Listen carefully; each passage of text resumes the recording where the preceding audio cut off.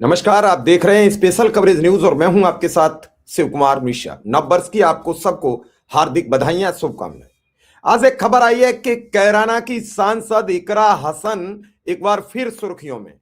उन्होंने दिशा की बैठक में अधिकारियों की जमकर फटकार लगाई, जमकर सवाल किए कि मेरी सांसद निधि से जो पैसा मैंने दिया वो रोड क्यों नहीं बने, वो नाला क्यों नहीं बना, अब तक सड़कों का काम रोका किसने। उन्होंने कहा सामने ये पीडब्ल्यूडी के एक्सचेंज बैठे हैं, अधिशासी अभियंता बैठे हैं, ये जवाब दें कि मेरी निधि से भेजे गए पैसे पर काम रोकने का अधिकार किसको था, किस वजह से रोका गया है, ये जिला अधिकारी को और मुख्य विकास अधिकारी यानी सीडीओ को बतावे। एक्सचेंज साहब इधर उधर देखने लगे, सभी अधिकारियों के पसीने छूट गए कि कहीं एक एक कर सबकी क्लास लेनी शुरू ना कर दें। आप सोचिए कि अगर पूरे राज्य में, पूरे देश में इस तरह एक एक सांसद अपनी विधायक निधि का सार्वजनिक तौर पर मुख्य विकास अधिकारी, जिला अधिकारी और सभी विभागों से अगर हिसाब मांगना शुरू कर दे तो इनके पास कोई जवाब नहीं होगा। कमीशन खोरी के चक्कर में ये रोज काम को लटकाते हैं, झटकाते हैं, भटकाते हैं, लेकिन समय रहते काम पूरा नहीं करते। कौन जवाब देगा, किसकी जवाबदेही तय होगी, यही बात कैराना की सांसद इकरा हसन ने सार्वजनिक तौर पर मंच से पूछ ली। उनके अब 2 वीडियो सोशल मीडिया पर बड़ी तेजी से वायरल हैं। क्या इसका जवाब किसी अधिकारी के पास है, सरकार के पास है, कोई दे पाएगा? ये बड़े सवाल आपके समक्ष अभी सुनने को मिलेंगे। वीडियो भी दिखाऊंगा, लेकिन उससे पहले आपसे गुजारिश है कि अगर ऐसी बेखौफ खबरें और निर्विवादित खबरें अगर आपको चाहिए तो चैनल को सब्सक्राइब कर लीजिए, बेल आइकन बटन दबा दीजिए और हो सके तो सदस्यता ले लीजिए, उसमें आपकी इच्छा है। तो देखिए ये कैराना सांसद का अधिकारियों से सवाल का वीडियो, क्या वास्तव में उनके सवाल जायज थे या गलत?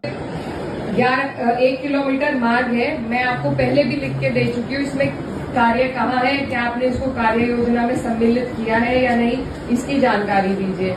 दूसरा, मेरी एक्सएम पीडब्ल्यूडी जी बैठे हैं यहाँ पे, उनसे बात हुई थी। ग्राम रसूलपुर में सांसद निधि से, सीडीओ साहब के संज्ञान में ये मामला भी, सांसद निधि से एक कार्य प्रस्तावित था जिसको आप लोगों ने रोका गया।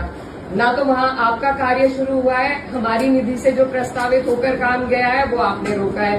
किस वजह से रोका है, अभी आप सबके समक्ष ये जानकारी दीजिए। हमने कोई काम नहीं रोका है।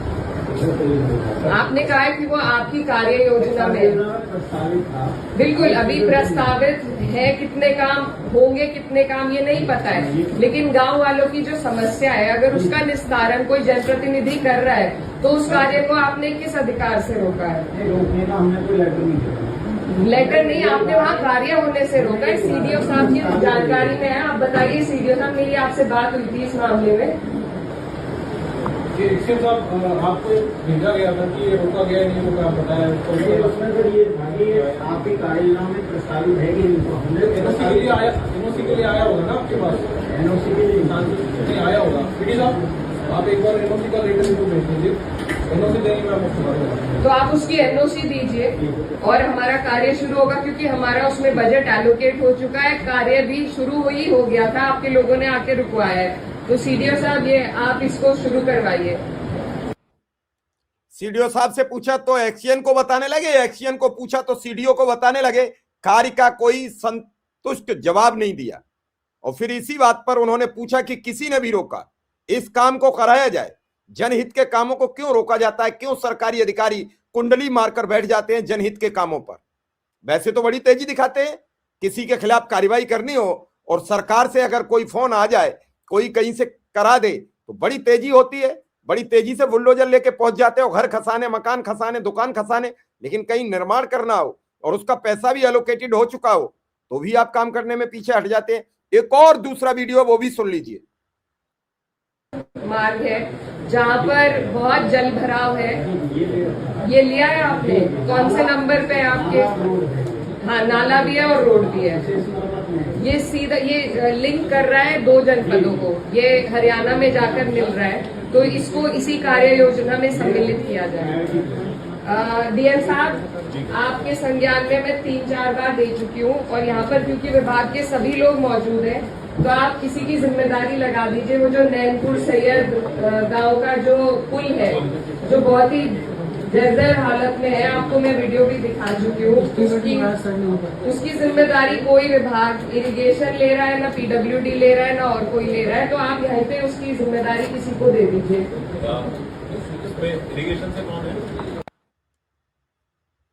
आपने दोनों वीडियो सुने, उसके बाद देखा इसमें बैठक में सहारनपुर के सांसद इमरान मसूद भी मौजूद थे, लेकिन सवाल सारे इकरा हसन अपने क्षेत्र के कर रही थी, क्योंकि कैराना लोकसभा 2 जिलों में लगती है, शामली में लगती है और सहारनपुर जनपद में लगती है। उन्होंने जिलाधिकारी से भी सवाल किया कि आपसे मैं 2 बार फोन पर कह चुकी हूं, ये जो पुल है नाले का, ये 2 जनपदों को जोड़ता है, 2 राज्यों को जोड़ता है, उसके बाद तक इस पुल पर काम नहीं हुआ। जर्जर हालात में, किसी दिन कोई दुर्घटना घट जाएगी, कोई वाहन नाले में समा जाएगा, लोगों की जानें चली जाएंगी, उस दिन सिवाय शोक संवेदना व्यक्त करने के अलावा कुछ नहीं होगा। मैं समय रहते आपको बार बार आगाह कर रही हूं, चेतावनी दे रही हूं कि पुल समय रहते बन जाना चाहिए।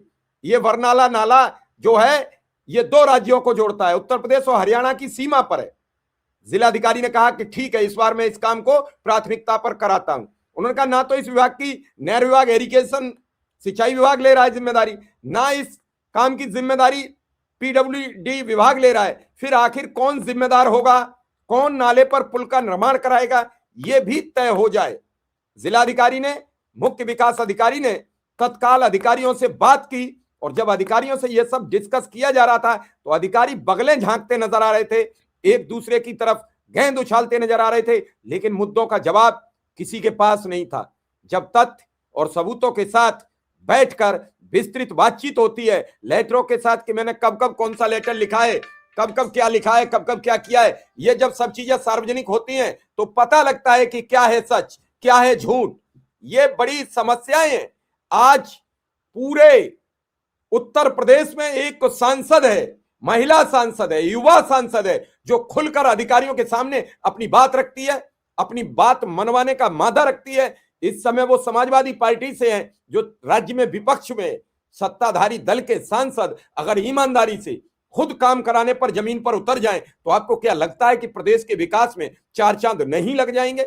या सरकार को वोट मांगने के लिए जाति, धर्म, संप्रदाय की राजनीति करनी पड़ेगी? लेकिन लोगों को पता है कि हम योगी के नाम पर चुनाव जीतते हैं, हम मोदी के नाम पर चुनाव जीतते हैं, तो क्या जरूरत है? मोदी जी आएंगे, टिकट देकर जाएंगे, जीत का प्रमाण पत्र लाएंगे, चुनाव आयोग है ना, ईवीएम है ना, फिर क्या जरूरत है काम करने की? काम करोगे तो आपका पद स्थायी होगा, आपको कोई हरा नहीं सकता। लेकिन काम करने वाले सांसद इस राज्य में, इस देश में गिने चुने हैं। उन्हीं के क्यों वीडियो चर्चा में आते हैं? उन्हीं पर लोकसभा की सदन की कार्यवाही क्यों चर्चा में होती है? उन्हीं से क्यों अधिकारी खौफ खाते हैं? विपक्ष की सांसद है, क्या जरूरत है? क्यों डीएम साहब उसके सवाल सुनते, क्यों सीडीओ साहब सुनते?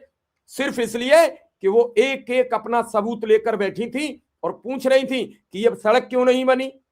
इस सड़क का मैंने प्रस्ताव फला डेट में दिया, मैंने सीडीओ साहब से बात की, उन्होंने कहा कि अधिशासी अभियंता यानी एक्सीएन ने रोक दी है। जब सब सबूत और तथ्य होते हैं तो फिर अधिकारी पसीने छूट जाते हैं, बगलें झांकने लगते हैं, उन पर सवाल का किसी का जवाब नहीं होता है। और इसी को लेकर तेज तर्रार सांसद माने जाने वाली इकरा हसन अपने काम कराने में बहुत ताकतवर दिखती हैं, जबकि वहां इस तरीके की दिशा की बैठक, इस तरीके का काम ना तो कांग्रेस के सांसद इमरान मसूद कर पाते हैं, उनकी भी उसी जिले में सांसदी है, उनका कोई वीडियो नहीं आता, उनका कोई ऐसा काम नहीं आता। क्या वो जो लिख देते हैं वो सब काम समय से पूरे हो जाते हैं? कोई तो वजह होगी, कोई ऐसे ही बेगाना नहीं होता है। तो इस वीडियो में यह सिर्फ समझिए कि इसी हिसाब से अगर उत्तर प्रदेश के 80 सांसद, 403 विधायक काम करने लगे, हर जिले की बैठक होती है, ये अलग नहीं है कि सहारनपुर की अलग बैठक हुई हो, हर जिले में दिशा की बैठक होती है और उस दिशा की बैठक में जनप्रतिनिधियों के द्वारा प्रस्ताव किए गए कामों पर गहन चर्चा होती है। वहां कोई नहीं पूछता है, लेटर देने के बाद सब अपने अपने कमीशन में लग जाते हैं। आपको याद है कि राजस्थान के 3 विधायकों की सदस्यता जा रही है इसी कमीशनबाजी के चक्कर में। मैं कह रहा हूं कि जनहित के कामों में अपने को साफ रखिए, स्वच्छ रखिए, जनता का पैसा जनता के लिए लगने दीजिए, जनता की सड़कें मजबूत होने दीजिए, जनता के खड़ंजे, सड़क, नाली निर्माण करा दीजिए और आप हमेशा सांसद और विधायक बने रहिए। किसी की जरूरत नहीं है, किसी के नाम और फेम से चुनाव नहीं जीता जाता, चुनाव जीता जाता अपने किए गए कर्मों से, सत्कर्मों से, अच्छे कामों से, और नहीं तो फिर ऐसे ही फिर घूमते रहिए। तो फिलहाल इस खबर में हम यही विराम देते हैं। नववर्ष की एक बार फिर पुनः आप सबको बधाई और शुभकामनाएं। धन्यवाद, नमस्कार।